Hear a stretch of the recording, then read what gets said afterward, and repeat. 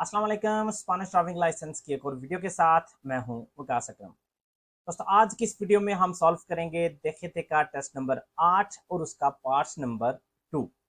तो बिना किसी तखीर आगाज करते हैं आज की क्लास का इस सवाल के साथ। circulando con un turismo por una carretera convencional। circulando कहते हैं ड्राइविंग आप कर रहे हैं, turismo कहते हैं कार को, तो आप अपनी कार के साथ ड्राइविंग कर रहे हैं एक carretera convencional पे, ऐसी सड़क पे जो कि आबादी से बाहर है, ना वो autopista है और ना वो autovía है।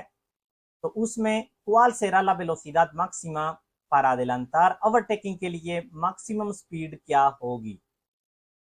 आप एक कार पे जा रहे हैं, आबादी से बाहर हैं, ऑटोबिया या ऑटोपिस्ता भी नहीं है, एक नेशनल रोड है, तो उसके ऊपर आपकी मैक्सिमम स्पीड क्या हो सकती है ओवरटेकिंग के लिए।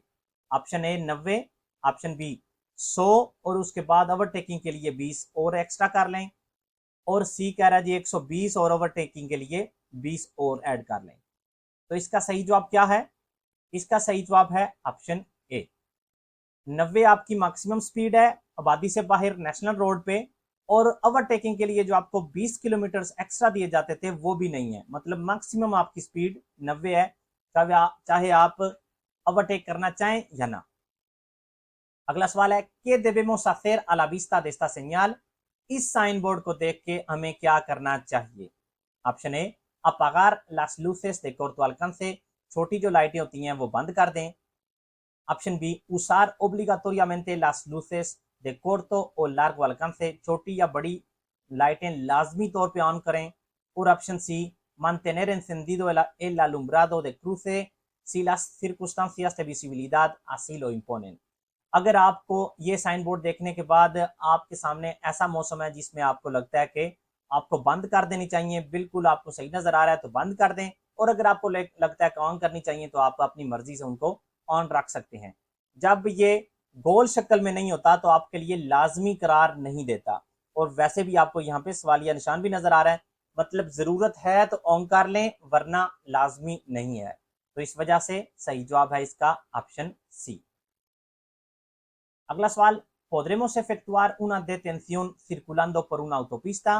तो एक autopista पे हम जा रहे हैं तो क्या हम अपनी गाड़ी detener कर सकते हैं, गाड़ी रोक सकते हैं। ऑप्शन ए नो, en la autopista no podremos detener en ningún caso। autopista पे हम किसी सूरत में भी गाड़ी रोक नहीं सकते। Option B sí, pero deberemos usar las áreas especialmente habilitadas para ello। बिल्कुल हम रोक सकते हैं, लेकिन उसके लिए हमें उस जगह का तयन करना होगा या उस जगह पे जाना होगा जो स्पेशल तौर पे इसके लिए होते हैं।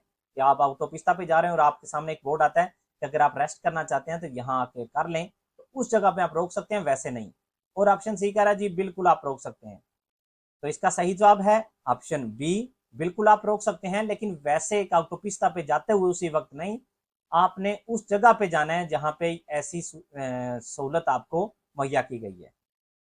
अगला सवाल कह रहा है cómo actuaremos en caso de presenciar un accidente। एक एक्सीडेंट देखने की सूरत में हम क्या करेंगे। Option A si no estamos implicados en él continuaremos la marcha।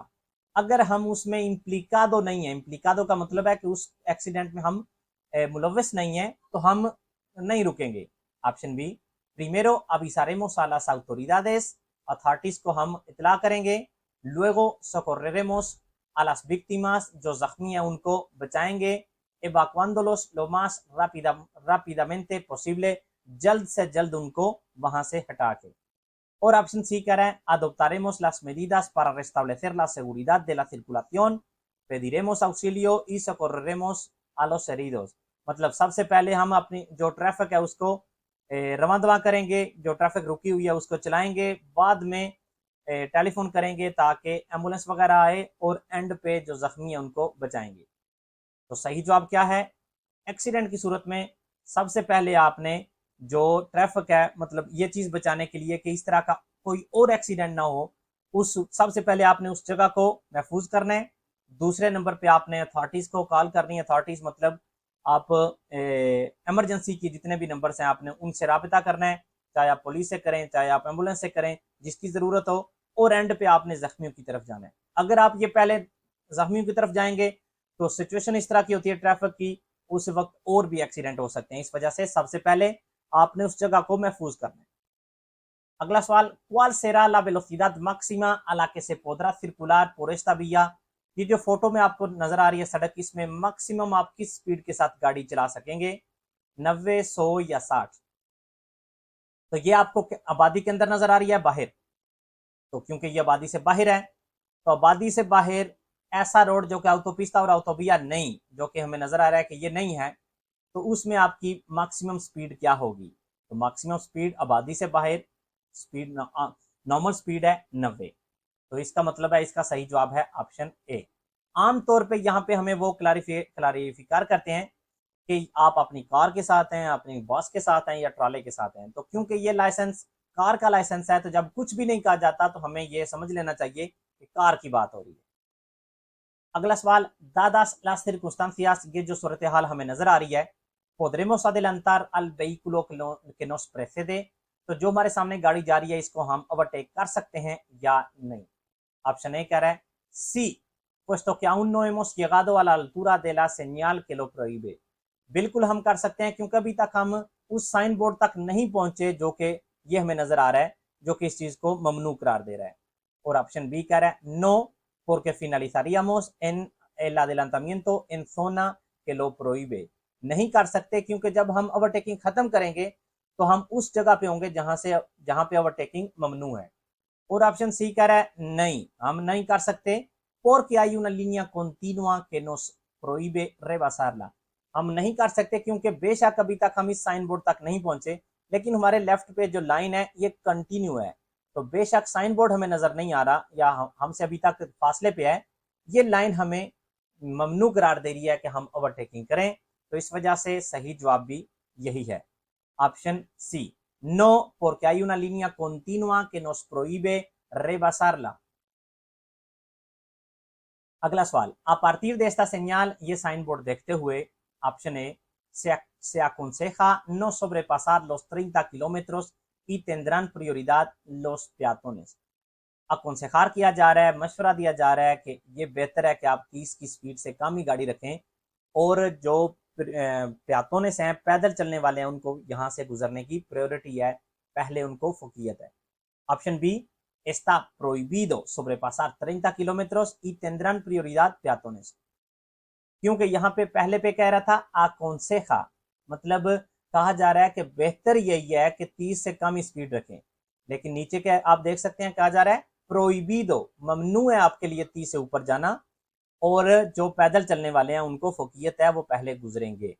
Option C, al tratarse de una calle residencial la velocidad máxima será de 30 kilómetros, तो क्योंकि हम ऐसी जगह पे हैं, ऐसे साइन बोर्ड पे हैं जो कि सोना रेसिडेंशियल है, तो मैक्सिमम स्पीड यहाँ पे 30 होगी।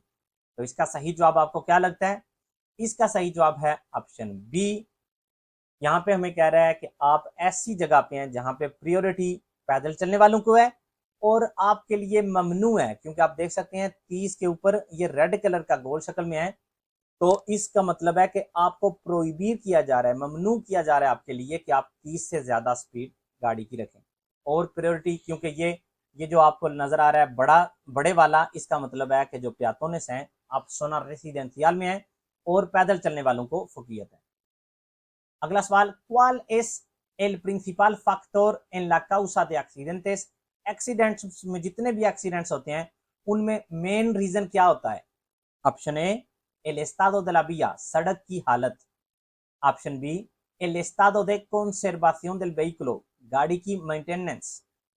और option C, la persona como conductor, peatón o usuario, एक इंसान, चाहे वो ड्राइवर की सूरत में हो या वो पैदल चलने वाले की सूरत में हो या वैसे कोई भी वहां से गुजरता हुआ, चाहे वो कोई गाड़ी चला रहा है, चाहे वो कोई साइकिल चला रहा है। तो सही जवाब क्या है आपको लगता है इसका? इसका सही जवाब है ऑप्शन सी, ज्यादातर एक्सीडेंट्स लोगों की, इंसानों की गलती की वजह से होती हैं, चाहे वो उसी गाड़ी का ड्राइवर हो, चाहे वो पैदल चलने वाला हो या किसी दूसरी गाड़ी का ड्राइवर। अगला सवाल, a la vista de esta señal, ये साइन बोर्ड हमें नजर आ रहा है, podremos realizar un cambio de sentido de la marcha, तो क्या हम यहाँ से यू टर्न ले सकते हैं या नहीं? तो इसका जवाब सी है या नो?